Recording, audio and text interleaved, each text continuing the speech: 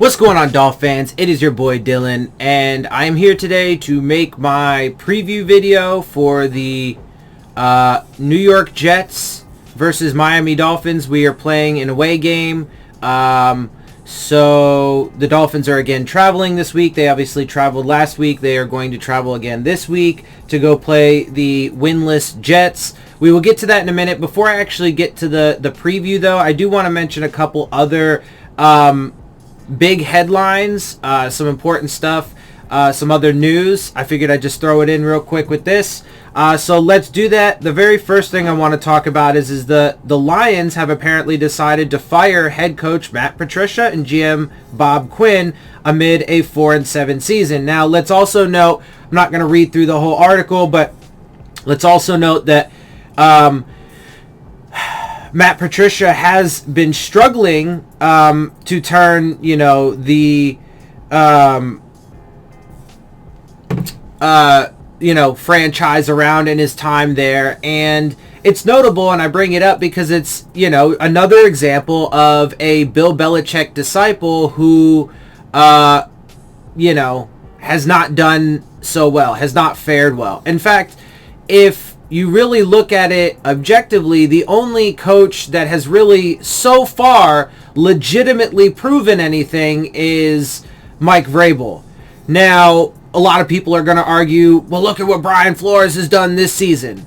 You guys know how I feel about that, and I think he's got a much farther distance to trek before getting that. Now, of course, people have him in the conversation for Coach of the Year. I think it's absurd because I think the Dolphins have very much overperformed, and it has a lot to do with factors that are not in his control, right? It has nothing to do with him. He didn't make the pandemic happen. He didn't cause other teams to get injured, and therefore his team have an advantage over them because they were, have been pretty much up to this point one of the healthier teams in the league, although again they are catching up to the rest of the league, right? So but so far Mike Vrabel is the only one that's actually proven to know what the fuck he's doing. So I just think it's notable, and I just wanted to mention that really fast. And there are additional things that I want to get out there to you. So, just real fast, and some COVID stuff.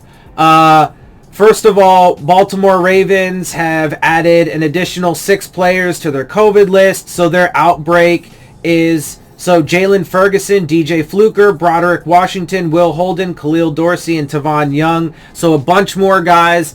And obviously that Pittsburgh Steelers and Ravens game has been postponed twice now. It was supposed to be played Thanksgiving. Then it got moved to tomorrow. And now it is officially Tuesday. Although I think that game is likely to not actually be played.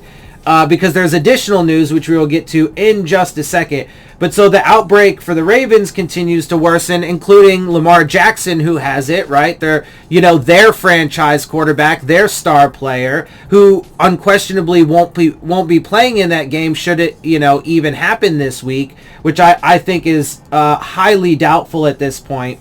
But yeah, so it's giant disaster. Real quick, Taron Armstead from the Saints has COVID-19. Their Pro Bowl left tackle. He says he feels normal, but will miss the game versus Broncos after testing positive. It's great, bro. It's great that there's a lot of people that are asymptomatic and, don't get super sick. But that's not the issue. That's not the issue. Yeah, the sickness, the illness from COVID can be excruciating. But that's not the biggest problem. The problem is, one, that it can kill you, but additionally, it can kill you even without you experiencing symptoms. It can kill you, you wouldn't have even, and you might have not even known you had it, right? Because you might not have experienced symptoms, and the average person who doesn't have access to testing like these guys do, right, might not know. They might have gotten it, and they may have never exhibited any kind of symptoms, and they might die because it will destroy your internal organs, including your brain, your lungs, your heart, right? Among other things. And it will cause such devastation that you could still die from it. Again, children are not immune. Young people are not immune. You can be healthy as fuck. You're not immune. Nobody is immune. You can get it again, right? So anyway, disaster. But it gets worse because now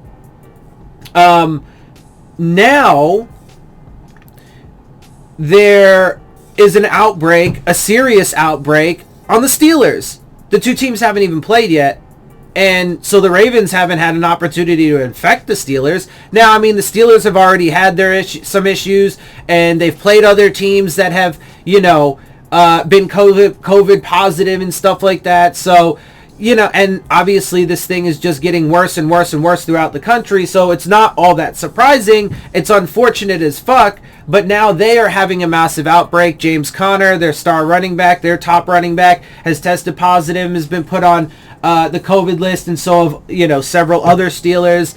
And there was a headline that was saying that they expect more. Right? They are expecting more positives, which is just a fucking disaster. Anyway, so important stuff that I did want to real quick touch on, because it is important and nobody else fucking talks about these things. So somebody's got to, and that is apparently me. So anyway, moving on though, because we do have other very important things to talk about, including this game. So really quick, let's go through the injury report. Now, this injury report that I have here is from yesterday. It's a day old, so, and I haven't seen anything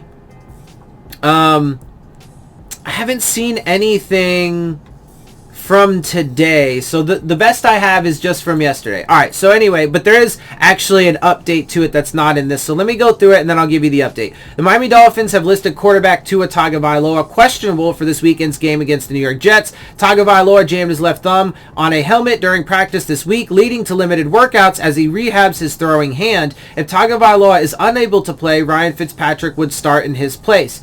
So real quick, I have jammed my fingers a million fucking times. Okay, right? So many fucking times. There are severity levels, right? But if it's not severe, and if there's not a significant, break anywhere in there, then he could likely function, right? Now, whether or not he wants to play through the pain and struggle through it, whether or not the team would want to, take that risk, right? Like, is another story. But physically, he could probably do it, right? So that is important to keep in mind here as we go along. The Dolphins will definitely be without starting guard Solomon Kindley and running back Salvon Ahmed for Sunday's game, which is obviously pretty devastating to our offense, which is already not very good. If I'm keeping it real, Kindley has a foot injury that will sideline him. Ahmed started for the Dolphins the last 2 weeks as the replacement for injured Myles Gaskin, but is now dealing with a shoulder injury. It's not all bad news for Miami, however, as the team activated starting guard Jesse Davis and starting defensive tackle Christian Wilkins from the COVID reserve list. So they do get Jesse Davis back, although that offensive line is ailing for sure. So we'll see how they put up. Obviously, this is a Jets team that has significant issues themselves, both in, as far as they're a rebuilding franchise that's, whatever. And then also they are decimated by injuries and have been the entire season. And the return of Sam Darnold, which is expected, I don't think... I wouldn't personally expect it to be a massive boon and would be the decider. I could be wrong about that. Like I said in my last video, look, he could come out with, a fire lit under his ass and they're winless and they really just want to get one win, man, right? And he's healthy and stuff. So maybe it's a home game for them. It's possible that he comes out and, has a really good game. He has shown some potential in the past, right? I just don't... I don't expect that to be, whatever. So I do still expect the Dolphins to win. because they are an inferior opponent that has been absolutely decimated. So there is some good news for the Dolphins, and that should help them. There is some more bad news, which we'll get to in a minute, that's not in this, but let's finish this report. The Dolphins also saw Gaskin return to practice after a 3-week stint on injured reserve, dealing with a knee injury. All 3 players could be available on Sunday, though the team has not officially removed Gaskin from injured reserve yet. So, real quick, I actually haven't heard anything additional to that. So, it is possible that he remains out. But even if Gaskin does come back, I mean, he was just on injured reserve with a knee issue. So, concerning. So, if he does play, I mean, that's something to keep an eye on. Because if he does play, he could be on a limited snap count. He could be, less effective than he was before because a knee injury is pretty substantial for a running back, and he's rusty, so there's all kinds of stuff. And then he could get injured again, unfortunately, because that's the nature of the game, especially when you're nursing an injury that's not 100%. It has a higher probability of re-injuring when it's not fully healed yet. So there's that. And obviously Christian Wilkins and Jesse Davis, that's having them back is a big deal. And I would expect them to be available for Sunday. I mean, if they're not, if they haven't been ruled out, they've been activated off the COVID list, so I would expect them to be there. I think that if they were listed as inactive, either of those 2 guys, Christian Wilkins and Jesse Davis, I think that would probably spell a bigger issue. That would be more concerning, because there really wouldn't be any reason for it. Because if they had COVID, then they wouldn't have come off the list. So they shouldn't have, the expectation is that they are not COVID positive and are healthy. So, and they're, starters on this team and are certainly very much needed. So I would expect them to be available. Anyway, the Jets also will see the return of a starter this week, as it appears quarterback Sam Darnold will return to the field. Team has been starting Joe Flacco the past 2 weeks, as well as 2 weeks earlier in the season, including the first matchup between Miami and New York. As Darnold recovers from a shoulder injury, Darnold is thrown for blah, blah, blah, whatever, I don't care. The rest of Miami's injury report included wide receiver Jakeem Grant, who was added to the report on Thursday with a hamstring injury, which obviously is concerning for this offense as well. He was limited on both Thursday and Friday, with the team listing him as questionable for the game. The team listed defensive tackle Raekwon Davis, safety Kevon Frazier, defensive end Shaq Lawson, cornerback Jamal Perry, and linebacker Andrew Van Ginkel, and linebacker Kyle Van Noy throughout the week. Let's see. But were not listed on the final listing. So, in other words, they don't have game status designations. Anyway, so this report actually doesn't have the more detailed injury report for the Jets, unfortunately. I will try and pull that up really fast, but suffice to say, if I can't, it looks like, here we go, I got it. I was going to say, though, suffice to say, they are super banged up. They have been the entire season, and it hasn't gotten any better for them. Real quick, though, on their injury report right now, this does not include guys who are, on injured reserve and stuff like that, which they have their fair share of. But linebacker Patrick Onwuasor, I'm sorry for the screw up there, with a hamstring, he is ruled out of the game. That's actually a pretty big, listing there for them. Chuma Edoga on the offensive line and George Fant, 2 of their offensive linemen, are listed as doubtful, and they've had that offensive line has been decimated by injuries, so 2 more of their offensive linemen are probably not going to play. Usually doubtful designations are not likely. Questionable can go either way, but usually they play. Linebacker Blake Cashman with a hamstring is questionable. Alex Lewis, another offensive lineman, is questionable, non-injury related. Sam Darnold, Frank Gore, Chris Herndon, and Brashad Perryman, obviously all big names on that. Chris Herndon is a tight end, running back, wide receiver. All big names on their offense are dealing with injuries. And for Sam Darnold, it's his throwing shoulder, so his right shoulder. None of those guys have designations, but they are banged up and will be likely not playing at 100%. just like our guys who are going to be in. We have a ton of guys on defense that are banged up and won't be playing at 100%, right? So those are guys to keep an eye on to make sure that, hopefully they don't go down. Because, like if Kyle Van Noy goes down in the game, right, it's going to be concerning because he's already been dealing with a few different injuries this season, right? And so that could be a potential serious injury, right? He's banged up. He's not at 100%, has a higher probability of re-injuring something or injuring something else. And so, it's concerning and something to keep an eye on, right? So same thing applies to them. They got a ton of guys. Real quick, though, there is one update, really important update for the Dolphins side of things. So let me give you that before I actually get into my, quick analysis of this game and how I expect it to go. So, Dolphins downgrade Tua Tagovailoa to doubtful for Week 12 with thumb injury. Ryan Fitzpatrick in line to start. So, a couple quick things before I read through this report. Is one, well,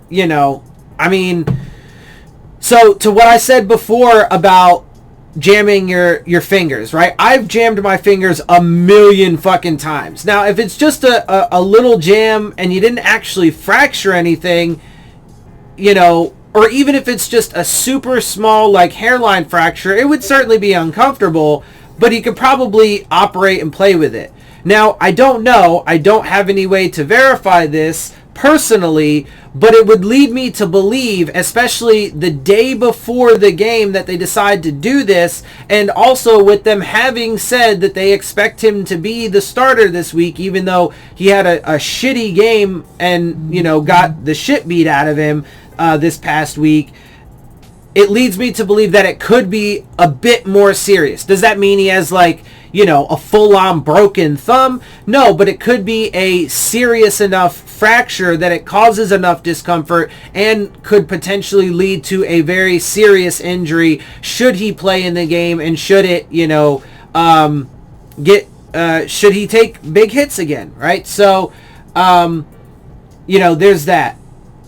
Anyway, so real quick, because I forgot what the other thing was off the top of my head, so I will remember as we go along. Let me get through this, though. So, unfortunately, now he's probably out. Oh, the other thing I was going to say is about the designations, right? So, doubtful, when you're doubtful, you're not likely to play.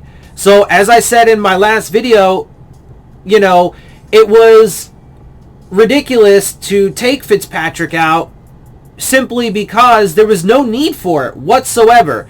Super strange decision. They put in their star quarterback, their injury-prone dude, in a massively injury-riddled season, etc., etc., etc., and it took him 3 to 4 weeks to get injured. It's not his fault necessarily, right? It's not really his fault at all. Like, he can't control any of that, and he's just doing what he's told, etc. So it's not his fault at all. It is what it is. It's the fault of the organization for being stupid and putting him on the field. And now he's had a foot injury and now a relatively serious hand injury. Serious enough to probably keep him out of the game, right? Will he be out for an extended period of time? Is he going to be put on injured reserve? I don't know. Maybe not. Whatever. But it's keeping him likely from this game. So, anyway, it's not good stuff. So it only took the dude a few weeks because of all of the surrounding factors to get injured. And, as it appears right now, it's nothing really serious. So, that's a sweat off the brow for now, right? But if they put him back in, we'll see how the rest of the season plays out. It's one thing at a time, right? So anyway, real quick, let's go through this. 1 week after his in-game benching, Tua Tagovailoa looks like he won't be available for the Miami Dolphins, this time for a much different reason. Oh, and I'm sorry, and real quick though, before I get to the rest of that. And so on the flip side, Tua is now being benched. Well, first of all, he did get benched in the past game for performance issues, which it was clear he was not performing well. The offense was not. The team was not. That's why they lost. And pretty embarrassingly to a, not very good team, et cetera, who has dealt with tons of injuries and so on and so forth and COVID issues throughout the season. But then he's now being held out for injuries. So Ryan Fitzpatrick didn't get taken out by injury or poor play, and Tua did, right? So I admit that I was wrong. I thought Tua was going to end up in the lineup at some point. So first of all, I was correct that they were going to put him in at some point. It was inconceivable to think that they were not going to put in their shiny new toy who they just tanked the last season for in the game at some point. Okay? The circumstances in which they did it in were stupid and strange, to say the least, but it was going to happen at some point. I was wrong in that I thought it was going to end up happening because of either, bad performance or injury to Ryan Fitzpatrick. That did not happen. They just did it for no real reason other than to get their fucking shiny toy on the field. People can argue that all they want. It's pretty clear. Because there literally is no other reason. No other reason exists. Anyway, but then they got him fucking hurt, right? So he wasn't ready to play. He hasn't had any stellar performance in any game, and he's actually had some pretty bad performances. And additionally, his performances that he has had to this point should have been, whether people like me saying this or not, they should have been worse. He should have at least probably 3 less touchdowns and 5 interceptions on his official record. He doesn't, because he got super lucky time and time again to this point. The dude threw 5 interceptions that got either, called back. One got called back by a penalty. One of them, he lucked out because the dude just barely stepped out of bounds right before catching the ball. And then a couple of them were just, one of them, 2 of them, were just straight out drops by the defense. And then one of them went right through the fucking defender's hands. He was just a fraction of a second too late in reacting to the ball that was coming right at him. But a couple of them he threw right into the defender's gut. Right? So, including the one where the dude stepped out and including the one that got called back by a penalty. Right? Which, again, and also to reiterate, that penalty was bullshit. So it should never have existed. The interception should have absolutely stood, but it didn't. But even if you do have the penalty, it's still bailing him out because, then he gets bailed out by a mistake by the defense. So even if you wanted to argue that the penalty was legit and blah, blah, blah, so it should take the interception off, it's still not a defense for him making a bad decision, right? So anyway, he gets benched for bad performance and then is now being held out from his, 5th consecutive start because he's now injured. So, okay, well, whatever, dude. Like I said, people don't like to listen to me, so whatever. This is how it's going. Anyway, so I'm not gonna read the rest of that. I do want to just wrap up and give you what I think. It's still, I still expect the Dolphins to win. This Jets team they're winless. They're 0-10 right now, so that's to start. But, they obviously, as I've said a million times now, they came into this season with plenty of issues. I don't believe Adam Gase is that. In fact, I think that if he's given a proper opportunity, he will turn that team around. And part of the reason why I believe that is because I loved his drafts. And it's really undeniable. At least half of the players that he drafted are serviceable to stars in the league, right? So, Tunsil is a phenomenal left tackle. Fucking Xavier Howard, one of the best corners in the league. Minkah Fitzpatrick, blah, blah, blah. Anyway, whatever. So, there's tons of guys. At least, half of his Dolphins draft classes were, like I said, either good serviceable players and or solid backups, or they, and ranging up to star players. Anyway, And Mekhi Becton, right? So, and I mentioned this, unfortunately, I think it's bullshit, but, Xavier Howard apparently is being snubbed from the Pro Bowl voting, which I think is garbage. But it goes to show you the silliness of it to begin with, because it's not. It's a popularity contest. That's all it is. It's not really based on the merit. It's just popularity. So, but on the other hand, though, Mekhi Becton is in there. And having said that, I do think it is, but that does, it does show something, right? It does show that enough of the league and enough of the fan base is impressed with the left tackle on an 0-10 team enough to think he deserves to be in the Pro Bowl. That is pretty astounding, right? So, yeah, anyway, I think he's going to be fine. I think the Jets are going to be fine if they actually give Adam Gase time to build a team the way he wants to. But having said that, right, they are super struggling because they are a rebuilding team going into the season, and they have just been absolutely destroyed. They are unquestionably one of the, if not the hardest hit team in the league. I mean, I would say probably the 49ers have them beat, but there aren't many teams that would have the Jets beat as far as like injuries and COVID problems, that have affected their roster to the point where they are just like unrecognizable and are not fielding a quality product, right? They're not fielding a competitive team because of that. So my expectation for this game is that the Dolphins win, right? I definitely, and they need to. It's, as far as I'm concerned, it is a must win for two reasons. One, because if they do want to,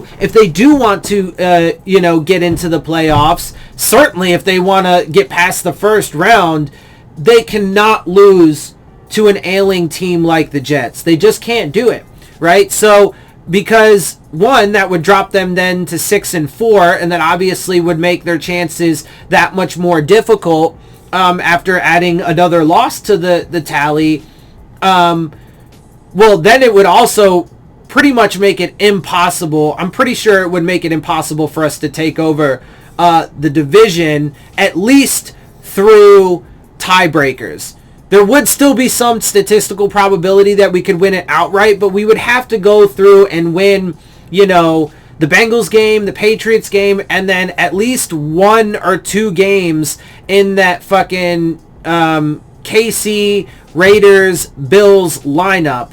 And it might even take that Bills game at the end, right? So it would be super, super tough if we lost to the fucking Jets to win the division, and not impossible, but harder to make the playoffs. But additionally, right, because everybody is, or has been for the past few weeks, like over the top praising the Dolphins for how much progress they've made. And I've been saying it's not really that they're actually even that much better. I'm the only one that's been saying this as far as I can tell. It's not really that they're actually that much better. It's that they've had, frankly, an unfair advantage on some of the teams that they've played. A good amount of the teams that they've played, right? And that is the fact that they have been healthy. So, and I think it's pretty unquestionable that they are overperforming this season, right?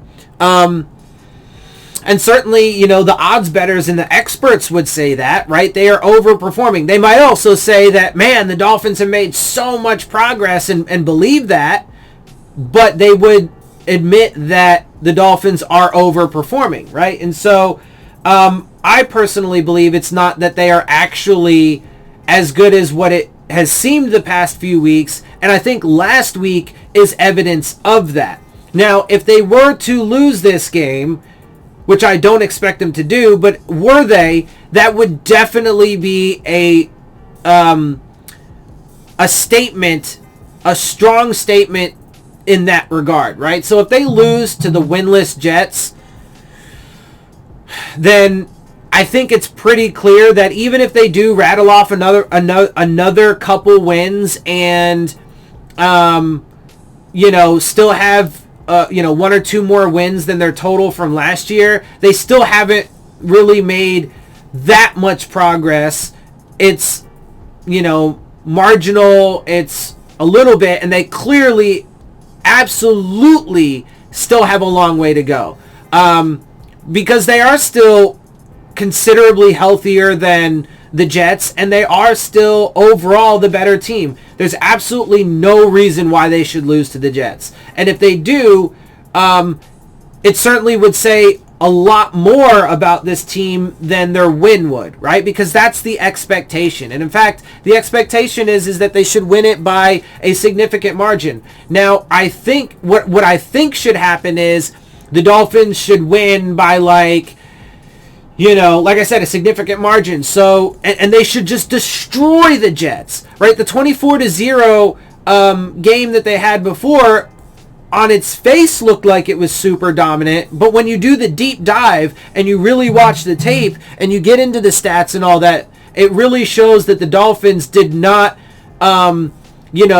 just fucking destroy or own or, obliterate the Jets in the way that people are making it out to be, and certainly how it would seem on its face with just the 24-0 box score, right? So,